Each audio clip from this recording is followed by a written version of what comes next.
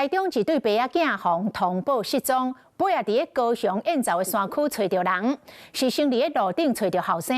后生讲老爸已经跳下边坡，警消找着80岁老爸了后，甲送病院，但是救无转来往生路。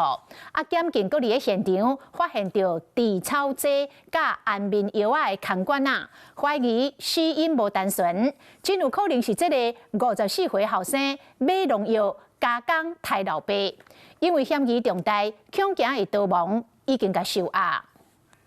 警消接到通报，有一对爸仔囝无事无爸失踪，伫咧高雄燕巢找到80岁的爸爸，在落山坎送到病院过往。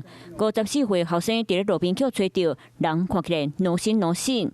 两个人的奥特曼停伫咧山坡边，现场阁看到除草剂、阁有爱困药外的空罐仔。本正就是爸爸无说离步落山坎，不过即马可能是后生害死爸爸。被告邱某因积欠债务，随基于帮助他人自杀之犯意，先购买农药帮助其父亲自杀死亡犯行，认被告邱某涉犯刑法第275条第2项帮助他人使之自杀罪。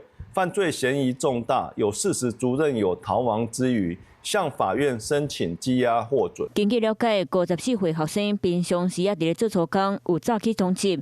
爸仔两个人伫咧高雄林武租厝，昨日暗时去通报失踪。昨警消伫咧高雄燕巢看到乌多麦含后生，不过伊人看起来心情，甲警察讲爸爸已经跳了边坡。不过今马发现案情恐惊无单纯。如果他是自杀，我们检查他身体里面的毒药反应，它的量会超过致命量1倍以上，这是一般来讲。